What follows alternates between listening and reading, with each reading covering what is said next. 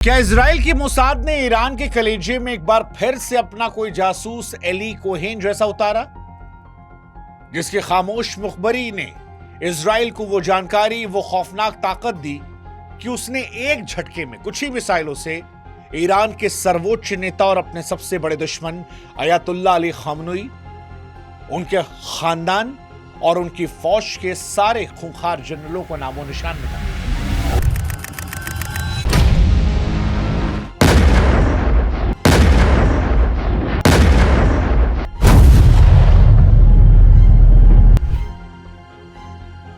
Israel का इतिहास गवाह है कि कैसे युद्ध में जासूसी के जरिए पासा पलटता है, लेकिन इस बार तेहरान के जिस सुरक्षा घेरे में उसने सेंध लगाई है वो मोसाद के इतिहास का सबसे डरावना पन्ना बन चुका है, क्योंकि इस बार मोसाद का निशाना कोई शख्स नहीं बल्कि सल्तनत की जड़ें थी। इजराइल ने मोसाद की मुखबरी के जरिए मौत का ऐसा तांडव ईरान में रचा है कि ईरानी सुरक्षा रिवॉल्यूशनरी गार्ड के सारे सुरक्षा के दावे धरे के धरे रह गए।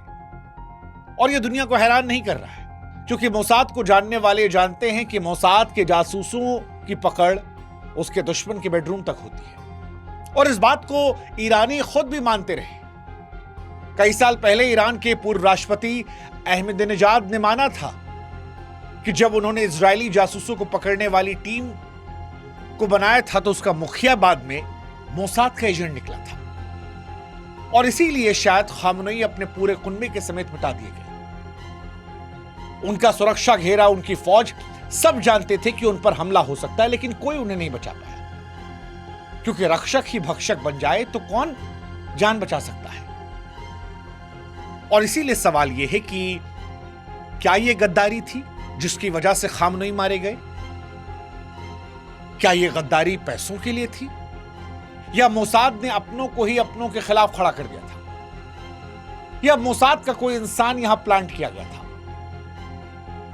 आज तेहरान की सड़कों पर सन्नाटा नहीं है। शक का वो जहर फैला है जहां हर कोई एक दूसरे को आंखों में धोखे के निशान तलाश रहा है, क्योंकि ईरान की असली लड़ाई सरहदों से ज्यादा उसके अंदर की है, उसके वफादारों के जमीर के अंदर, जहां शायद चंद सिक्कों के लिए पूरे मुल्क के रसूख का सौदा हो गया। और इसीलिए अयातुल्लाह अली खामनेई की मौत की कहानी सिर्फ एक कत्ल की कहानी नहीं है, यह सिर्फ ईरान की कहानी नहीं है, यह कहानी है उस भरोसे के मौत की जिसने पूरी सल्तनत को अंदर से खोखला किया।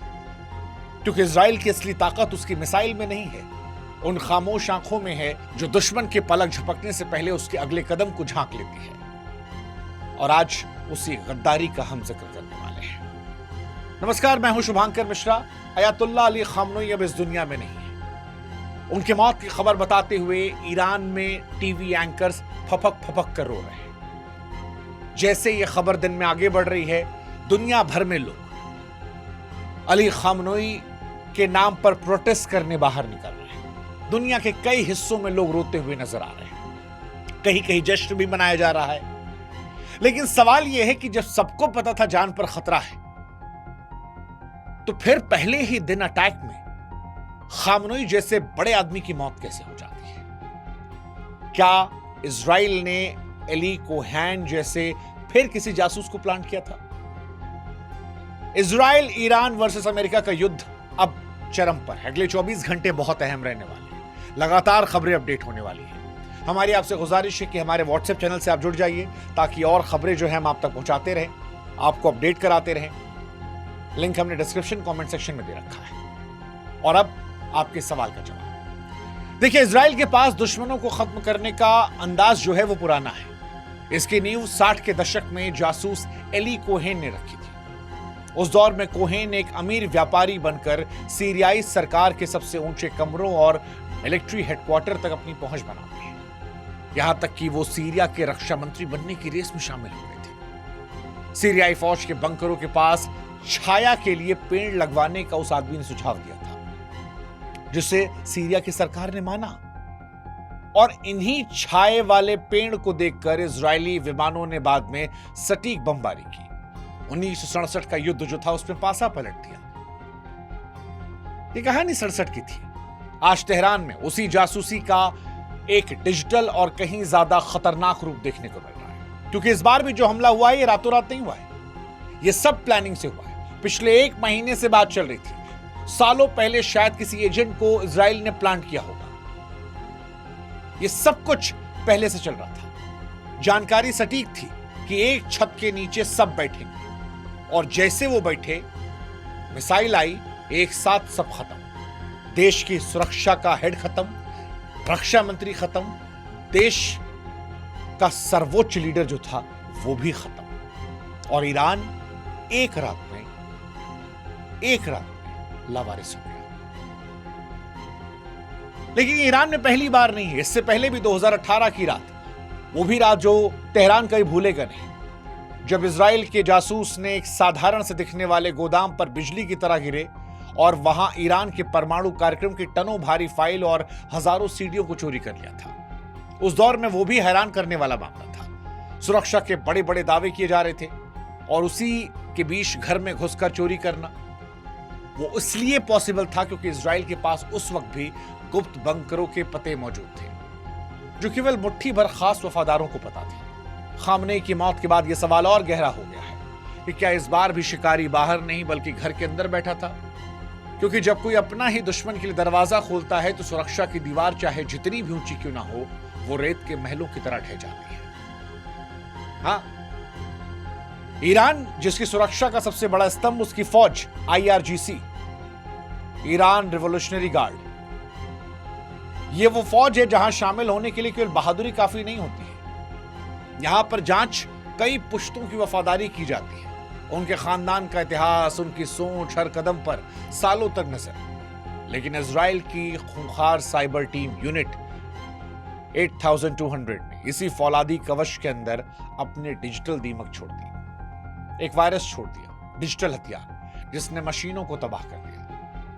अब देखिए, आज के दौर में गद्दारी का मतलब सिर्फ फाइल चुराना नहीं, आज का विभीषण वो है जो सिर्फ एक कोडेड मैसेज से बता दे कि आज रात निशाना जो है वो किस कमरे में होगा। जब इजराइल की मिसाइल ठीक उसी खिड़की को चीरती हुई अंदर आती है जहां टारगेट मौजूद था, तो यह समझ जाइए कि रास्ता सैटेलाइट ने नहीं बल्कि आस पड़ोस में बैठे किसी व्यक्ति ने पड़ोस के कमरे से बताया था। और खामनेई की मौत में भी यही सवाल हो रहा है, क्योंकि निशाना एकदम सटीक था। इजराइल ने वही हमला किया जहां खामनेई मौजूद थे और वो मर गए। और ये इत्तेफाक नहीं है, मोसाद के खौफनाक ऑपरेशन से गवाही देते हैं। इजराइल ने पहली बार नहीं किया है।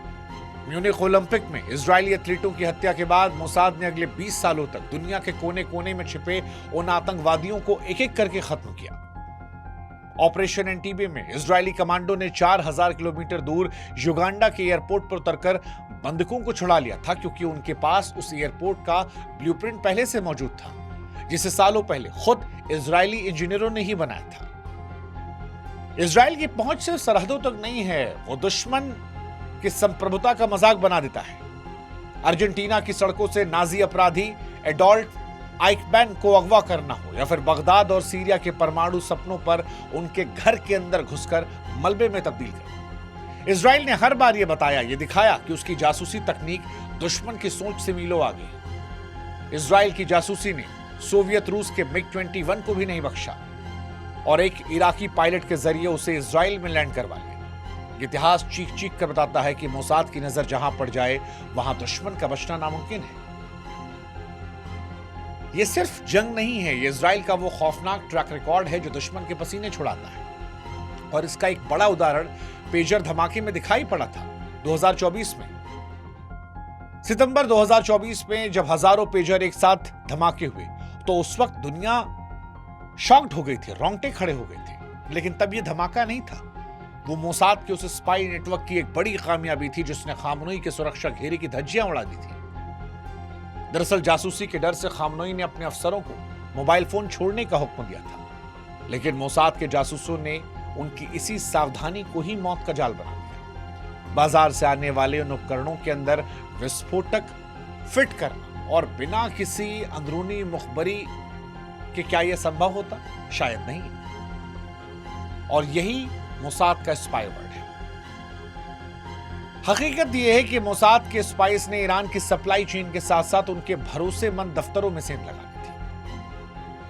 उन जासूसों ने ही यह पक्की जानकारी दी थी कि खामनेई और उनके जनरल किस वक्त किस लोकेशन पर इन उपकरणों का इस्तेमाल करेंगे। और तब पेजर धमाकों ने न सिर्फ उन्हें कमांडर को मार डाला था, बल्कि खामनोई के सबसे सीक्रेट बंकरों का लाइव सिग्नल भी इजराइल को सौंपा था। इसी सटीक मुखबरी की वजह से इजराइल को पता था इस बार भी कि खामनोई कहां पर है। ये मोसाद है, क्लास अपार्ट, जो रक्षक को भक्षक बना दे। गद्दारी का सबसे बड़ा सबूत इजरायली एजेंसी ने नहीं, बल्कि खुद ईरान के पूर्व राष्ट्रपति महमूद अहमदीनेजाद ने माना था, जब उन्होंने पूरी दुनिया को बताया था कि मोसाद के जासूसों को पकड़ने के लिए जो स्पेशल टीम बनाई गई थी, उसका मुखिया ही एक दौर में इजराइल का एजेंट निकला था। यानी जिस शख्स को देश की रक्षा करने की जिम्मेदारी थी, वो इजराइल का आदमी था। उनके मुताबिक उस टीम के 20 बड़े अधिकारी मोसाद के लिए काम कर रहे थे।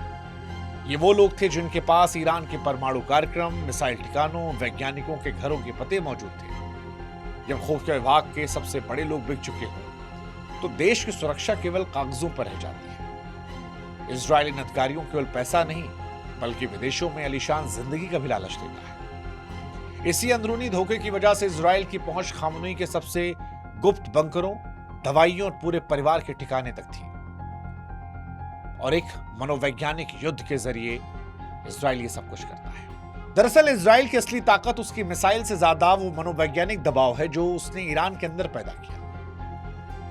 आज खामनोई की मौत के बाद ईरान के अंदर कोई किसी पर भरोसा नहीं कर। हर अधिकारी को यह डर है कहीं उसका अपना वफादार नौकर या करीबी दोस्त मोसाद का एजेंट तो नहीं। इजरायली डॉलर के खनक ने वफादारी के उन दावों को खोखला कर दिया जो सालों से किए जा रहे थे। और वैसे भी जब मुल्क में रुपए की कीमत गिर रही हो और लोग गरीबी से जूझ रहे हो, तो मोसाद के लिए देश में गद्दार खरीदना बड़ा आसान हो जाता है। पैसे की तंगी, आपसी लड़ाई के बीच ईरान का विभीषण कोई एक इंसान नहीं, बल्कि एक ऐसा दीमक बन चुका है जो पूरे तंत्र को अंदर से चाट रहा है। नई उम्र के अधिकारी अब विचारधारा के बजाय आलीशान जिंदगी के लालच में ईमान बेच रहे हैं। सबसे डरावना सवाल तो ये कि क्या वो गद्दार आज भी तेहरान की अगली गद्दी के बगल में खड़े होकर मुस्कुरा रहे होंगे? खामनोई के साथ तो यही हुआ। आयतुल्लाह अली खामनोई को लगता होगा कि उनके अभेद बंकर उन्हें दुनिया की हर मिसाइल से बचाएंगे, लेकिन उन्हें नहीं पता था कि उनका दरवाजा खोलने वाला कोई और नहीं, उनका अपना वफादार होगा। जब इजराइल के लड़ाकू विमानों ने हमला किया तो उनके पास सिर्फ सटीक लोकेशन नहीं थी, बल्कि यह भी पता था कि किस समय सुरक्षा की चौकसी सबसे कम होगी। यह गद्दारी का वो चरम था जिसने एक रात में पूरे रसूखदार खानदान, जनरलों की फौज को मलबे में तब्दील कर दिया। आज इतिहास खुद को फिर दोहरा रहा है। अली कोहेन के दौर में इजराइल ने सरहदें जीती थी। आज इजराइल ने दुश्मन का घर ढहाया। तेहरान के गलियों में गूंजता सन्नाटा अब सिर्फ गवाही दे रहा है कि जिस मुल्क में गद्दारी का बाजार सज जाए, वहां मौत को पहुंचने के लिए किसी सरहद की जरूरत नहीं होती। अब शिकारी बंकर के बाहर नहीं, बल्कि ठीक बगल वाले कमरे में खड़े मुस्कुरा रहे होते हैं। यानी आसान शब्दों में कहें तो इजराइल ने खामनोई को नहीं मारा, खामनोई के किसी अपने ने इजराइल के हाथों खामनोई को।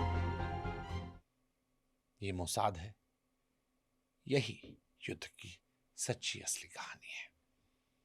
नमस्कार, व्हाट्सएप चैनल से जरूर जुड़िएगा।